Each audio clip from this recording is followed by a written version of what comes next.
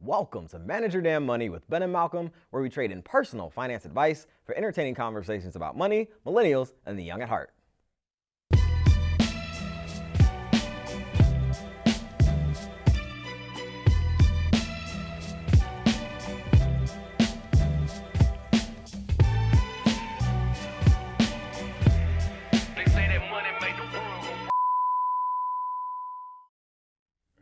Welcome, world, to yet another episode of Manage Your Damn Money with Ben and Malcolm, where we have entertaining and hopefully funny and comedic conversations about money. Malcolm, what's going on with you today? Not much, man. I'm glad to see that my Ravens are doing well out there in the football world.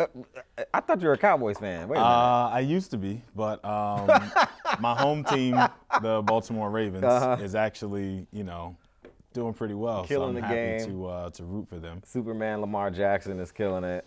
I'm really happy for Lamar Jackson just on the strength of how many teams didn't want him when he was coming out of, I think, Cincinnati. That's true. All the teams that said, he wasn't going to make a quality quarterback in the NFL, he'd be a great backup someday and that kind of nonsense. And now he's legitimately in the run for MVP. Right. So I'm just glad to see that full circle moment and him getting a chance to, rub it in as many people's faces as possible on the back end of it. But yes, you're right. I am truly a Cowboys fan, but that team is falling off the rails so badly that I'm almost ashamed to even admit it. It's not going very well right now for the Cowboys. No. Indeed. Speaking of Lamar Jackson, because Lamar Jackson is one of two teams this year to have beat the Patriots, and I love when the Patriots lose personally. I actually had the experience recently, their last game, of staying up way past my bedtime just to make sure that Tom Brady and the Patriots lost. Was that the Bills? No, it was the Deshaun Watson and the Texans. Okay, the Texans. That was the game. I was like, I need to go to bed, but Tom Brady can come back and win a game with less than 10 seconds. You know what? I on the stayed clock. up to watch that game too, come to think of it. For the same reason too. Yeah, it's like, I want to make sure. I guess that's because inherently we both have that hater gene that's so, it is strong with me. I want to see Tom Brady go down, and I'm willing to stay up till 3 a.m. with no sleep and knowing I have to get up in the morning just to like you said, make sure Tom Brady takes that L. Right, absolutely. Well, on this episode of Manage Your Damn Money with Ben and Malcolm, the conversation at hand is the psychology of money, a very simple topic. But before we get into that, as we do on every show, it is now time for headlines. Most college grads consider their student debt a life sentence. Oh my, oh me, oh my. November 2019 on the NewYorkPost.com by Allison Sadlier. 4 in 5 graduates with student loans think of their debt as a life sentence, according to new research. A study of 1,000 undergraduates and 1,000 postgraduate degree holders revealed that of those with student loans, 89% see their debt as a financial burden. 39% have skipped a social event in order to save cash, while another 39% have started a side hustle to make a little extra dough. Other common sacrifices included serious budgeting, 38% said they did that, or taking a job they didn't like that paid well, which is an interesting, you don't think of that as something that people do to pay, to deal with their student loans, taking a job they don't like but pays better. Malcolm, when you were paying your student loans, because you're done now, how long have you been done paying? Praise the hallelujah. A year. It's been a year. All right. What kind of sacrifices did you make when you were trying to pay those off? A lot of them. I think really the biggest sacrifice I probably made, in all honesty, is just foregoing a lot of frivolous stuff. Okay. There's plenty of vacations I could have taken that I didn't take. There's plenty of turn-ups, for lack of a better term, locally that I could have done that I chose not to because I was committed to actually getting that done so that I could move on to the rest of adulthood. Right. So those kind of things that just make you a little bit less comfortable, probably more than anything. And I honestly didn't get to contribute to my retirement account as much as I would have wanted to for sake of having to pay off, thousands of dollars of student loan debt. Absolutely. Respondents in this survey were willing to take drastic steps if it meant they could erase their student loan balance from the books. There was a list in this survey, or compiled as a result of this survey, of the extremes people would take on to eliminate student debt. There's a list of them. I'm going to give them to you. Shaving one's head, 51% said they would do that. That's interesting to me. Only 51% of respondents would shave their head to eliminate their student debt? I feel like all the guys definitely were like, yeah, I'll do it. Yeah, I've never been a woman in my life, but I'm 100% sure if I were a woman and you said you got $25,000, $30,000, not even the extremes, you know, some folks have 6 digits. Shave your head. It's gone. Like, I'm done. Student loans gone. Right. I'll be bald for a little bit, but it'll grow back. Right. Indeed. And then also another one that was mentioned, walk to work for a month. That was 49%. Same situation.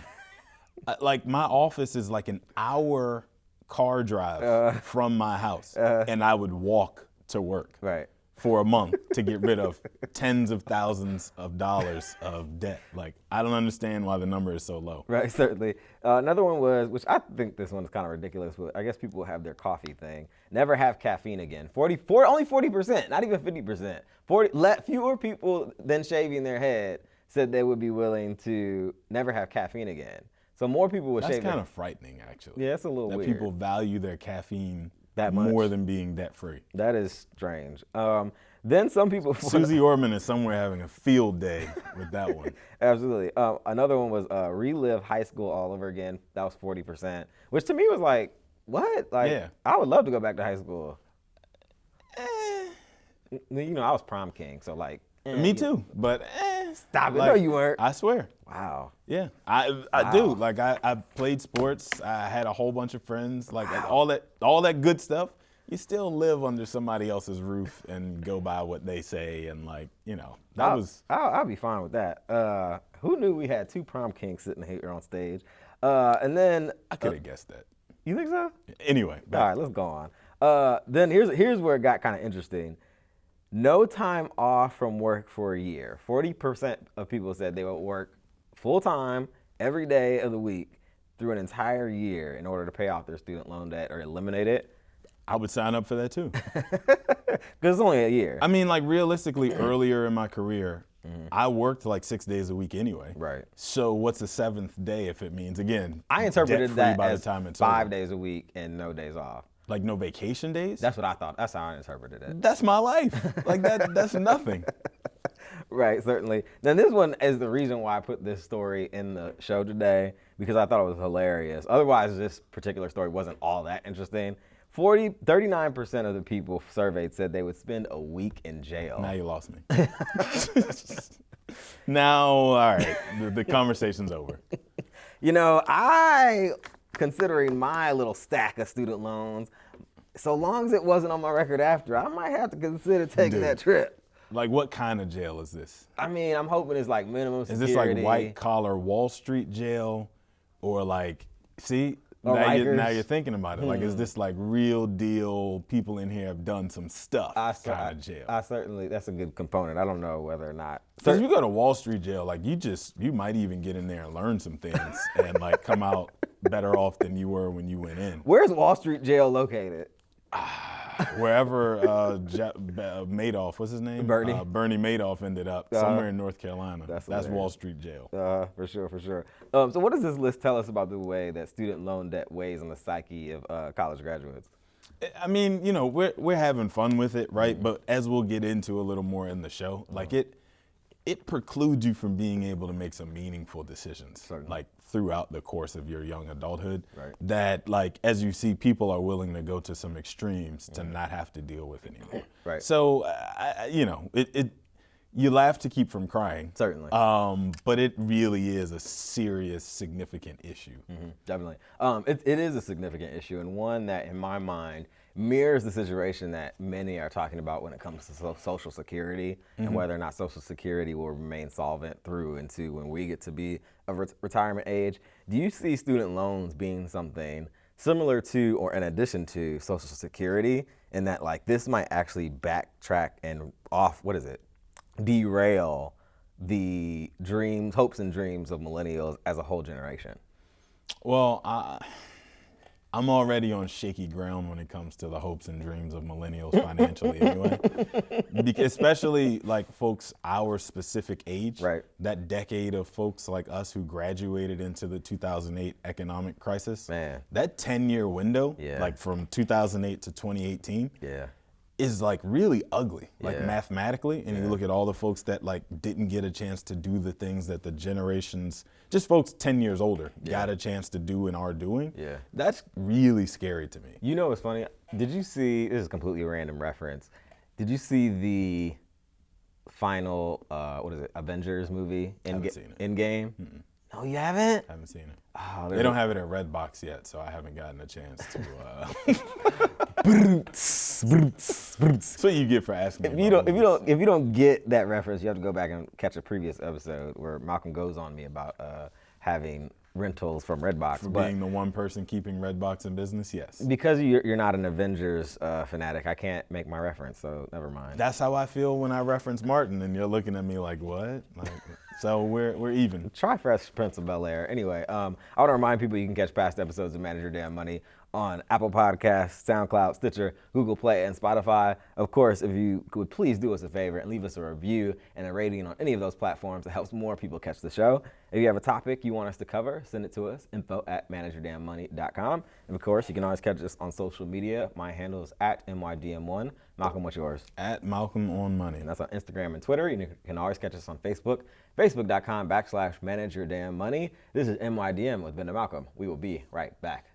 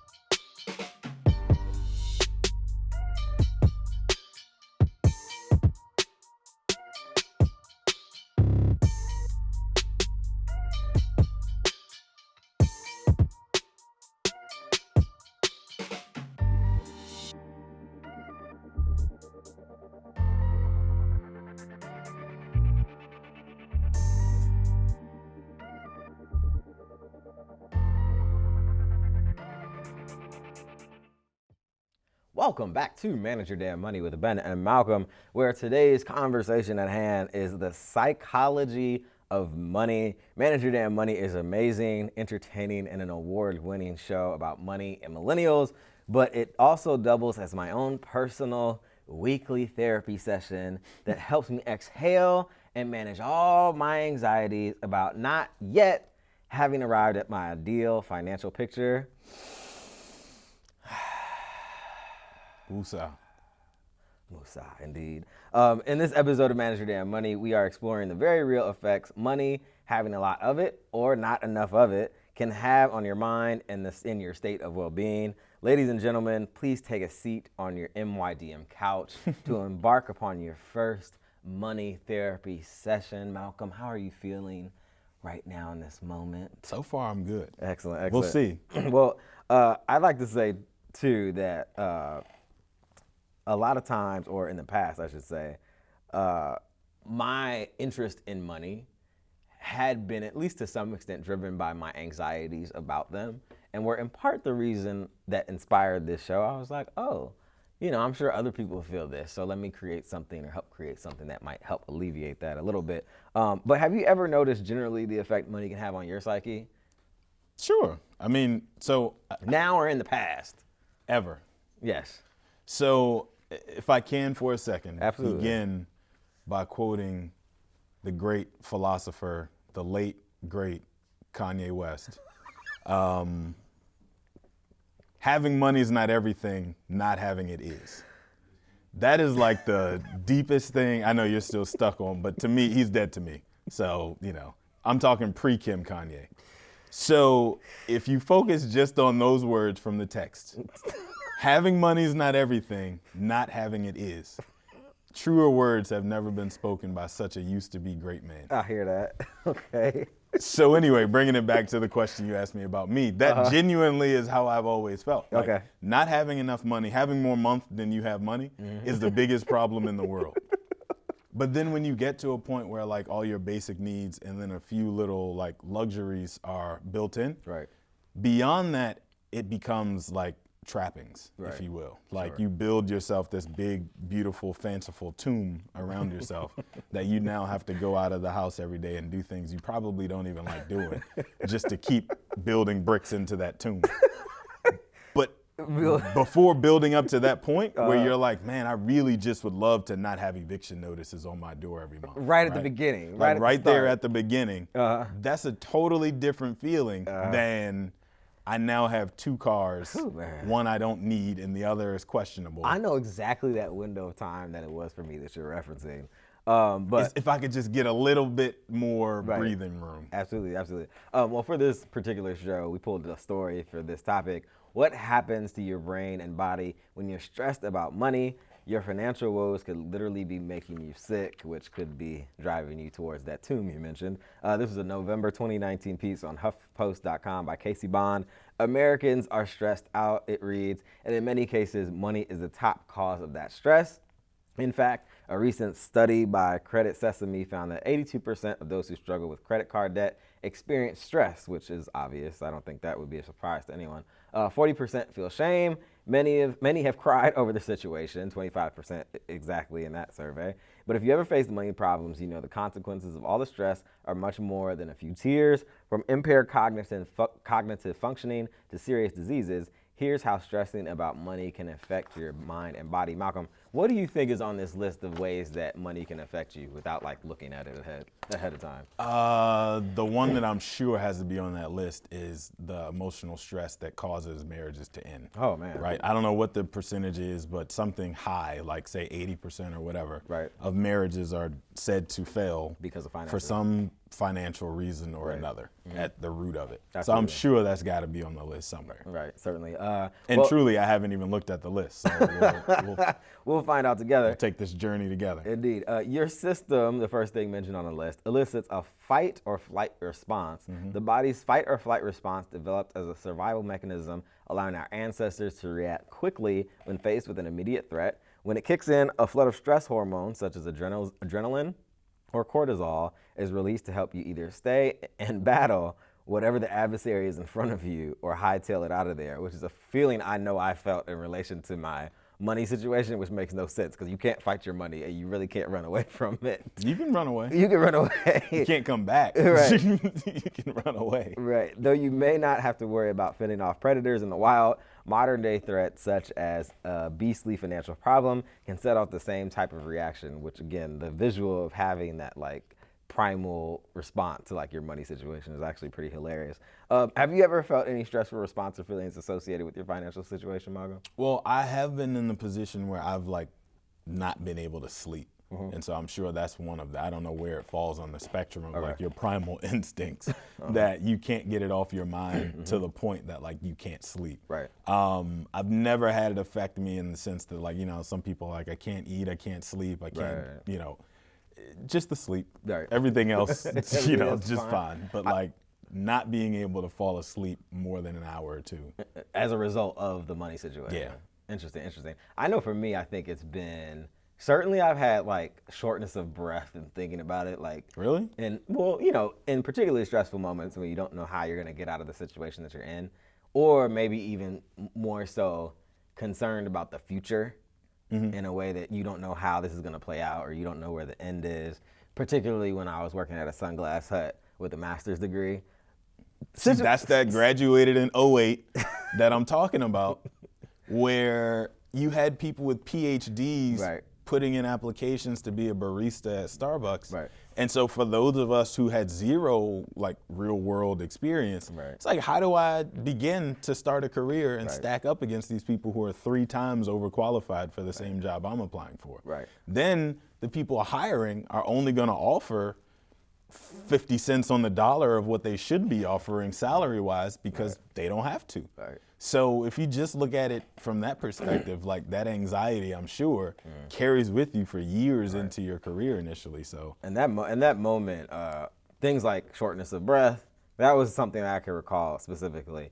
And then I think just the general like going ons and ons in your brain all day about the same situation, whether it's the career or the finances as a result of the career, definitely things I experienced. The list continued and said, you start making bad decisions even though you know better.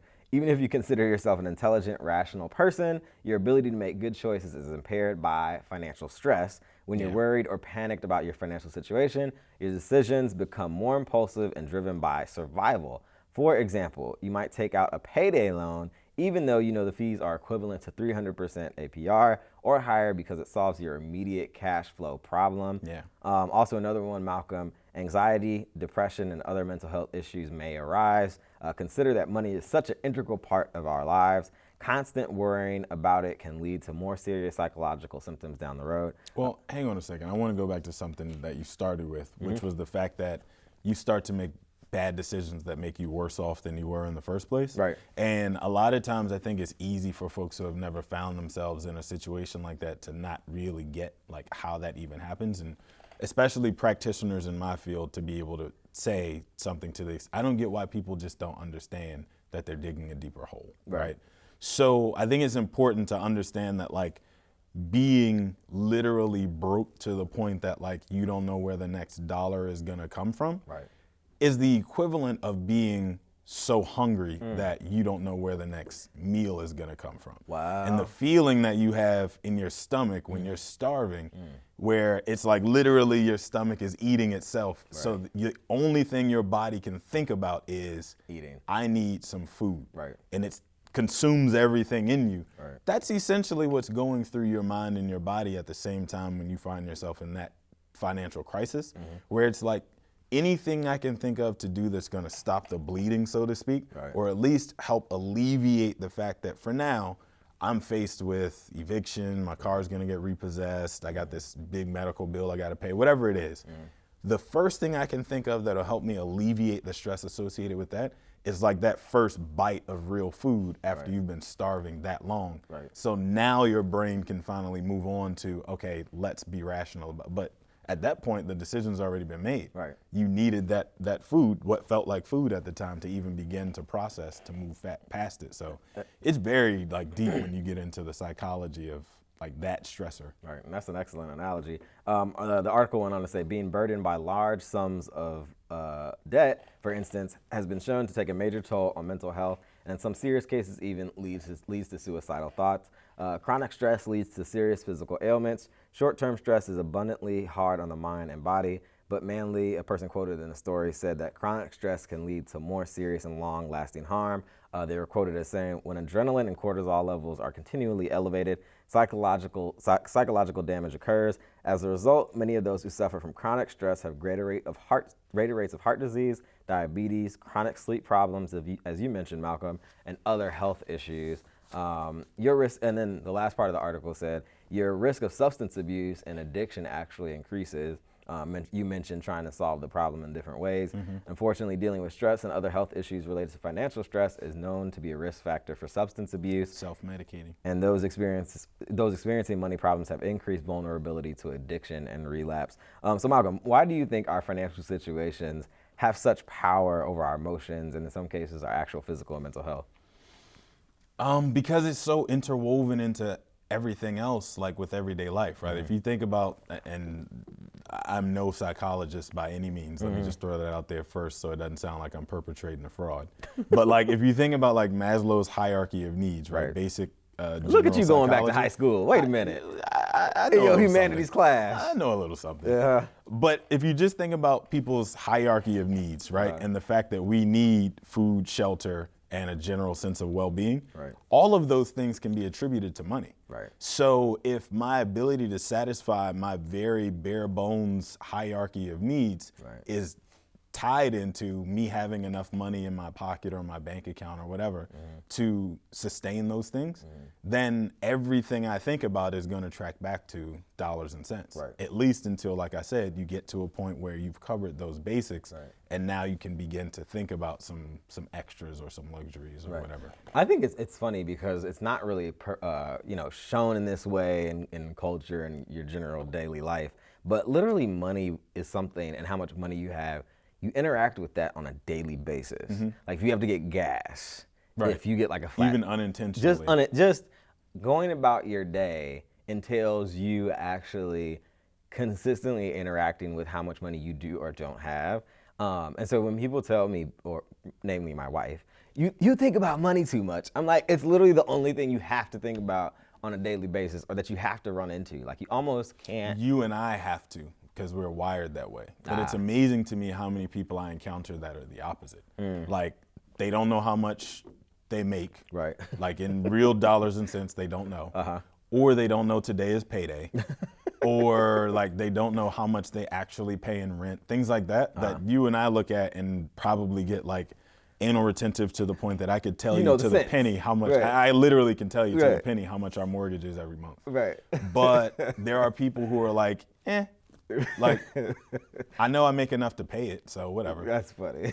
So, I mean, That's funny. I get it. Like, I know she, for a fact, probably doesn't know how much our mortgage is down to the cent at least. she just knows y'all make enough to afford it, so what is there to think about? And therein lies the difference between the two kinds of people. But anyway, another story that I pulled for this particular show: 7 scary numbers that show how bad student loan debt is for your mental health. This was a May 2019 piece on the Huffington Post by Casey Bond again. There's another equally damaging consequence of student loan debt that's talked about less often: its impact on borrowers' mental health. That's certainly not something that's discussed with 18-year-olds as they prepare to sign on the dotted line on a 10-year loan. The first thing that they 10 years. Well, yeah. Well, You know how many times that thing gets refinanced down the road? it's usually a lot longer than that. The first thing on the list of things that they don't show on how bad student loan debt is for your mental health: 1 in 10.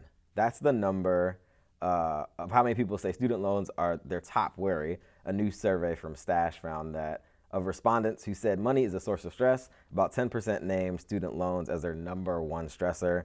Of course, 65% was the next number. This is the percentage of student loan borrowers who lose sleep at night due to stressing over how they're going to repay their student loans. That's according to a survey by a student loan hero that polled more than 1,000 student loan borrowers. Then 67% is the next number. This is the percentage of borrowers who reported having physical symptoms of anxiety due to stress from their student loan debt, according to the same student loan hero study. Symptoms included headaches, muscle tension, upset stomach, rapid heartbeat, fatigue, and more, which I might have had a rapid heartbeat when I was having those bouts of shortness of breath. So real quick, here's what's really interesting to me is you run through all of those symptoms, and I think about where we are as a society where so much of our financial well-being is tied to our employers. Right. The thing that's interesting to me is how often I'll have a conversation with somebody who's either in human resources all the way up to the CEO of a firm, where I mention financial wellness and financial well-being as the main thing that takes away from productivity in the business. And they brush me off. Like people always are like, oh, that's just that millennial stuff you're talking about. That's you young people think about it. And I'm like, no, there's documented studies by McKinsey, Harvard Business Review, Ernst & Young. Like these are credible organizations that have done these studies that show you your workplace is way more productive and profitable for you when your employees are not strapped for cash and trying to figure out how they can squeeze out a few extra dollars to cover some gap. And so if you can just do 2 or 3 things to help them figure out the situation, and sometimes they come to realize it's not even as big a deal as they thought it was initially, but they just need to hear from some authority on it that like it's gonna be okay. But if you just invest a few dollars Right. on the front end to making sure that your staff aren't worried about that when they come into work every day, You'll be this much more profitable. you'd be infinitely more profitable because now they can actually focus on the job you hired them to do that they went to college and took out all that debt to come do in the first place. But like so many people like laugh me out of the way when I bring that up. It's amazing to me. But I know I'm right, so I don't mind continuing to bring it up. Like, it's just a matter of time. Indeed, indeed. The final number in the piece was 1 in 15. That was the number of borrowers with a high student debt load who have considered suicide because of it, according to a survey by financial coaching company Student Loan Planner of its existing email subscribers. The survey said 70% of respondents have between $100,000 and $500,000 in student loan debt, and that 90% were between the ages of 20 and 39, which is the millennial target range there. And speaking of that, I actually have a classmate of mine at Hampton University who did a video for one of those like well-known loan consolidation companies. She and another gentleman came into a room and started just talking. And I guess the conversation was somewhat framed around student loans. And she shared, it was like kind of like one of those marketing pieces where it's like a video and here's a conversation with them. I was shocked when I saw her on the video, but she like admitted to the fact that her student loans had depressed her such that she had considered or was thinking having suicidal thoughts, which it was brave of her to share that story in that way. But we don't really think about it. But do people really realize often that they are directly or indirectly thinking about their financial well-being? Like, is that something that people consider as they're going about their regular day? I think it's one of those things that happens automatically. Okay. Like, you don't actually have to consciously think about stressing out. You just subconsciously, the stress is there and you do it. Right. I think it's that. Like, you don't walk out of your door saying, all right, I'm going to actively think for this drive to work about how I can't pay two things at once and I got to figure out how to make it happen. It just happens. It just happens automatically. So I think, like, at least having a conversation about it in the way that we are now and the way that other people have before us and I assume will after, and normalizing the feelings that you just described that your friend was and potentially is having. Right. And being able to express that is probably freeing to some degree too. Absolutely. So people understanding and normalizing the fact that like there's so much pent up anxiety around, I have no idea how I'm ever gonna pay this back. Right.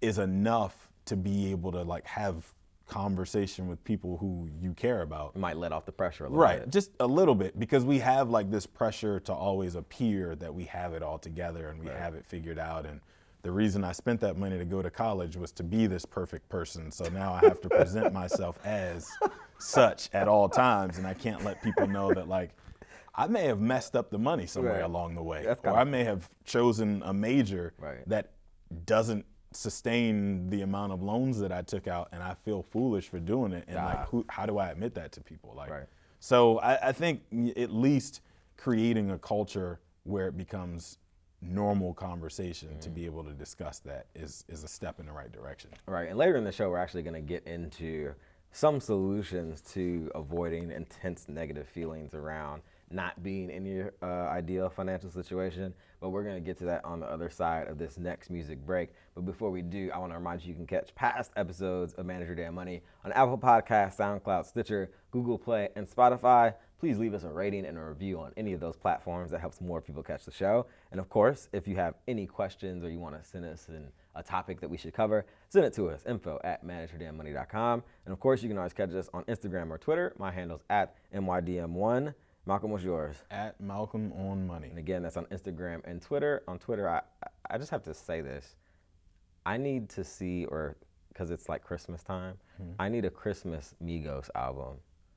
Oh, God. So anyway, you can always catch us on Facebook, facebook.com/manageyourdamnmoney. This is MYDM with with the Migos. Is that what you're gonna? Anyway, music break next. Bye.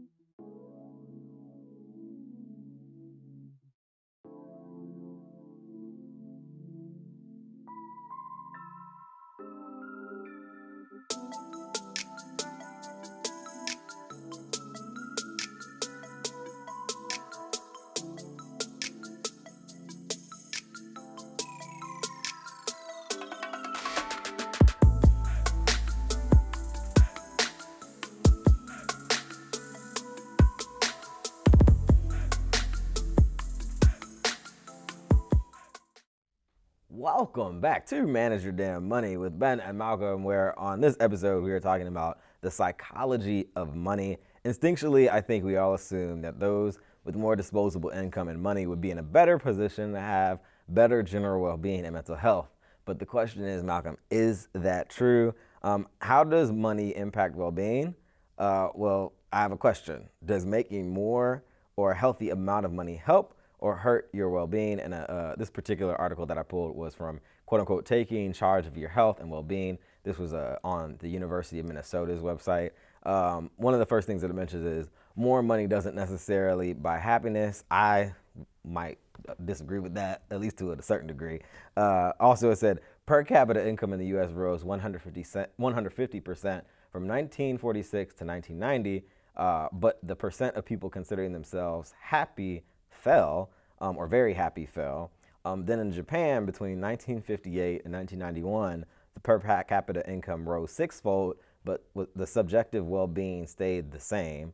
And then another example, welfare recipients who were given more money in a controlled study experienced more stress than those who received a regular amount, which is an interesting thing or study to have been conducted. And other studies have associated higher incomes with higher levels of stress, increased likelihood of divorce, and less enjoyment of small activities. Ed Diener, a researcher who is... That's that beautiful tomb I was talking about. Indeed. Ed Diener, a researcher who has spent over 30 years studying well-being, postulates that a higher income may mean more work and less leisure time and fewer strong social connections. In other words, the benefits of having more money might be offset, I did mention Migos, didn't I, by the sacrifices people are making in other aspects of their well-being. So, Malcolm, this particular piece is making the case that having more money doesn't necessarily help you feel better. What do you say? I believe it was Christopher Wallace, the philosopher, who said, the more money we come across, the more problems we see. I think that's how it goes. I think that's some interpretation or the new something interpretation of it. More money, more problems. Indeed. Again, to a degree. To a degree. Because there is this, so it's really interesting to me. There's this book that I read that's called Your Money or Your Life. Really interesting. It's actually the book that inspired this whole FIRE movement that has become a household name. And what's FIRE again?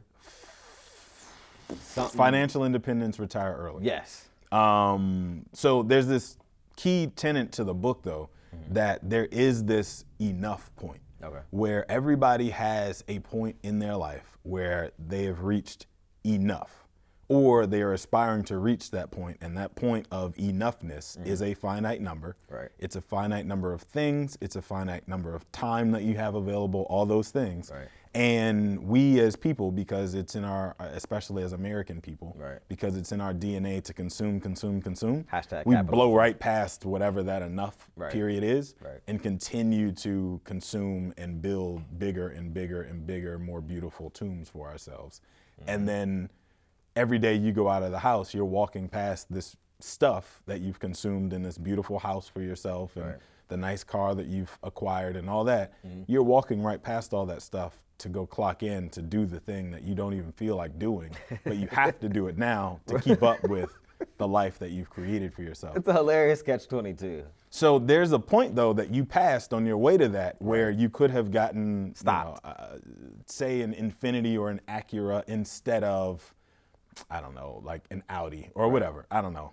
Something like nice, but not extravagant. Right. So maybe more like a Tesla that's six figures versus, the Acura or the Infiniti that's like 30, 40 grand. Right. Something like that. So still nice enough. You have a nice enough house in a nice enough neighborhood.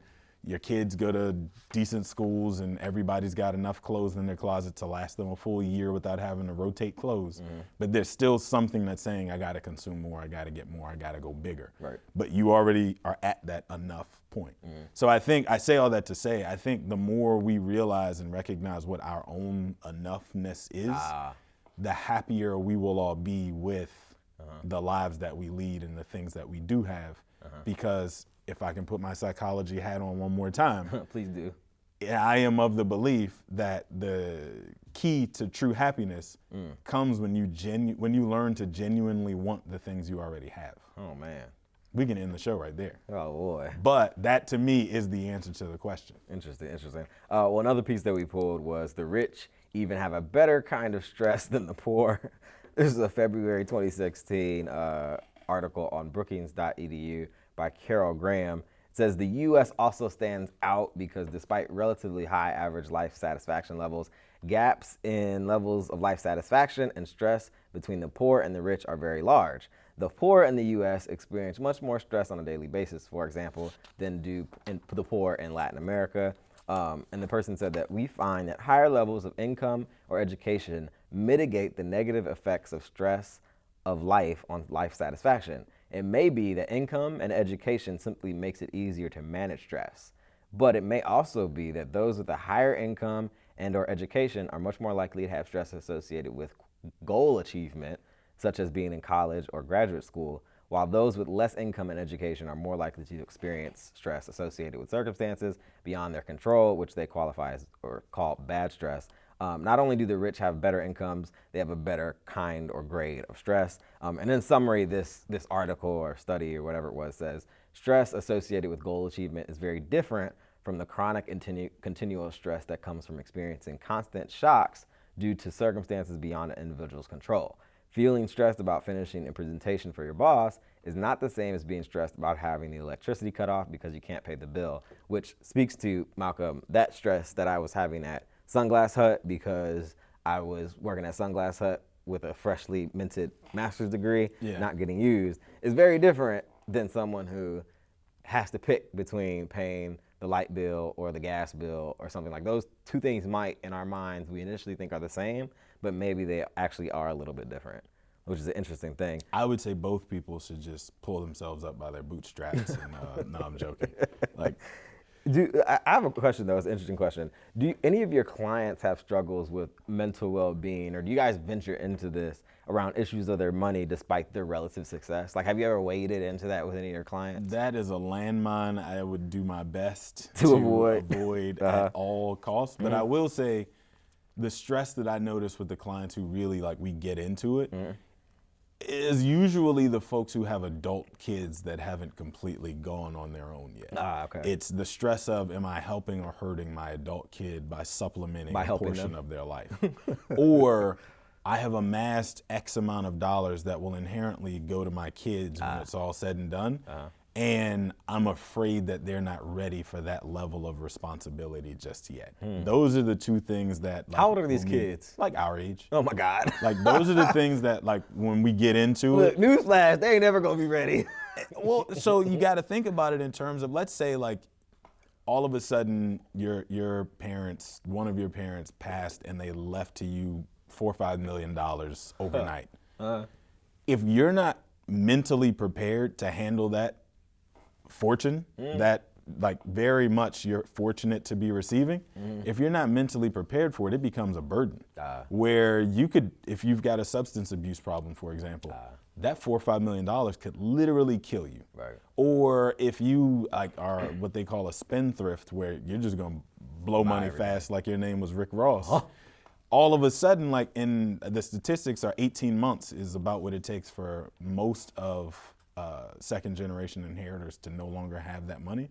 So it took an entire lifetime to build, and it took you 18 months to blow. Right. So, like, I get why that stresses people out and has them genuinely concerned. The challenge is, like, if you don't start to do something about it today differently than you did yesterday, you're gonna be stressed about it the rest of your life. Right, for sure, for sure. Well, speaking of the stress that we feel as a result of our money, we're gonna talk about how to manage your very real feelings about money. And I know for me, Malcolm, arriving at a better balanced place for me with my money, number one, it was getting further along in my career and getting out of Sunglass Hut and into my career track as a communications and marketing professional. But also, as of late especially, just having less of a, like, tense desire to, like, hold control of how it's going and just kind of going more with the flow. You know, you can't, especially with my life, having had triplets. You learned about a year ago. I learned about a year ago. God's plan is God's plan. And you can't do anything about it. And so I just decided within, like, the last year and a half or so that I just had to, like, let go a little bit more and just, like, kind of let it flow as it was. You know, my basics are met. Maybe I'm not hitting the marks I imagined when I was a young chap reading Money Magazine. But you know, everything's still all good. So that's one thing. But Casey Bond's original piece that we mentioned earlier in the show has some suggestions for making sure that money doesn't stress you out. Don't let money problems hurt your health. When you're struggling financially, things can seem hopeless. And the truth is that the solution is rarely simple, especially for those who can barely make ends meet. So the first suggestion is trying credit counseling if that's your issue. If you're in over your head financially and don't know where to start, a credit counselor can help. Available through nonprofits at little to no cost, credit counseling helps you create a plan for getting your finances back on track. And I have a friend of mine who I believe went through some kind of program where he like consolidated he might have gone through some kind of program, but he had all of his like credit card debt consolidated, and it was really helpful to him in whatever other process he went through. I would just say on the back end of that, beware of the scams that exist in that world. Obviously. Because for just as many reputable firms, and I actually have a friend who owns a firm that does credit counseling. For every one reputable firm like that, there's probably like 9 or 10 on Instagram that are Instagram only, that are based in like Russia somewhere, that like they sound great and the commercials make it feel like they're gonna change your world, and they're just taking money from you and doing nothing on your behalf. Like, you gotta actually talk to somebody who's been through the program or the process that can tell you like, this is what it did for me and this is what it cost. Otherwise, I would say stay as far away from that as possible, because there's so many people out there looking to prey on that desperation and not actually offer any solution. So then you become even further in that hole than you were before you signed up for it. Absolutely, absolutely. The next suggestion that's suggested is attend therapy. If you're experiencing a decline in your mental health due to financial problems and stress, it's a good idea to work with a therapist who can serve as a sounding board and recommend treatment. There are several ways to make therapy more affordable, so you have to do some research, but that's definitely an option. And you can also seek healthy coping mechanisms. When you feel stressed out all the time, it can be tempting to pick up unhealthy habits that exacerbate your physical and mental symptoms. That's why it's so important to find simple, healthy methods of managing stress. In addition to getting help from professionals, try running, cooking, meditating, and other relaxing activities that helps calm your nerves and refocus your mind, Malcolm. I remember when I was pre-kids, running was really a stress reliever for me.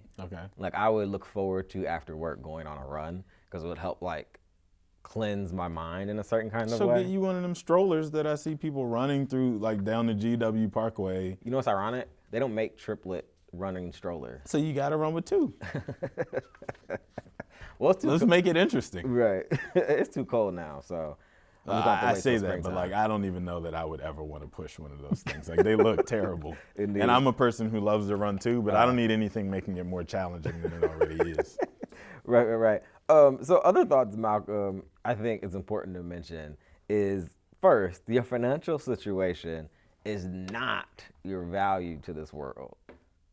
Is that a profound Dr. Phil moment? Shall we snap on that? You can snap all you want. I'm still working my way through that one, to be honest. So you can snap all you want, but I'm only like half-heartedly snapping. Like, because in your heart, that's how partly at least you feel, right? Yeah, like, I won't even say halfway. I mean, I'm like north of 50%. And that's me bringing it down considerably since like graduating college. Like I'm a person who like genuinely their sense of well-being is tied to wallet. So that's a tough one for me to like back down off of. Indeed. We are cut from the same cloth in that way, but I have seen personally improvements in my own well-being just as a result of notching that down. And then also, I think this is important that we've mentioned before on the show. All things take time, including financial security. You don't get to be financially secure in a course of 5 to 8 years. It takes much longer. That would be nice, though. It would be nice, but it takes much longer. And also, as you mentioned, Malcolm, talk it out constructively with friends or loved ones. As you mentioned, I think sometimes the best thing that we can do for ourselves is let off some of the stress just by sharing and talking through it, so that someone can help bring you back to some sense of balance and perspective. Feel free to share that in our Facebook group. Indeed. We created that for a community of like-minded folks to have open and honest dialogue around money, which does happen, I've noticed. Yeah, absolutely. Strangers collaborating and disagreeing and agreeing about whatever the topic is. So feel free to join our Facebook group. Indeed, indeed. And you can find that on facebook.com/ManagerDamnMoney. And then lastly, I think this is an important one. Okay. And this is one that I try to remember and that we actually cover a lot, whether we say it directly or not. Much of our individual experiences with finances are actually a microcosm of the very big world we live in. So I would say, for those who are having a situation or experiencing something, consider yourself simply a casualty of the system and give yourself a break. So we just talked about like millennials missed this entire gap of like opportunity to build wealth and money for themselves. That's not your fault. Like that's the system and how it played out for us. And so you can't really hold yourself accountable for that situation. That doesn't mean don't try, though. No, Let's be clear about of course. If you're listening to this show, that means you're trying. Okay, that's fair. I'll take that. Indeed, indeed. I would just say, so the thing that helps me as a coping mechanism in any back against the wall scenario is I think through what is the worst case scenario of this situation. Like if this completely blows up, what is the worst thing that's gonna happen to me? Right. And then once I get comfortable with whatever that is, 99% of the time I'm able to just go, all right, like It's not that bad. yeah, I can live with that. Worst case scenario, me and my wife renovate our her parents' basement and we move in. That's not that bad. Let's stop you a little short of that. Can be a little cramped with 5. Yeah, well, I think it's a big basement, kind of, sort of. I don't know. Anyway, I'll remind people you can catch past episodes of Manage Your Damn Money on Apple Podcasts, SoundCloud, Stitcher, Google Play, and Spotify. Please leave us a review and a rating on any of those platforms. That helps more people catch the show. If you have a topic you want us to talk about, send it to us, info@managerdammmoney.com. And of course, you can always catch us on Instagram and Twitter. My handle's @MYDM1. Malcolm, what's yours? @Malcolm on Money. You can always catch us on Facebook, facebook.com/managerdammmoney. Thanks once again to our partners here at Montgomery Community Media for their hospitality and another amazing show. And until next time, be good with your money. Peace. Peace.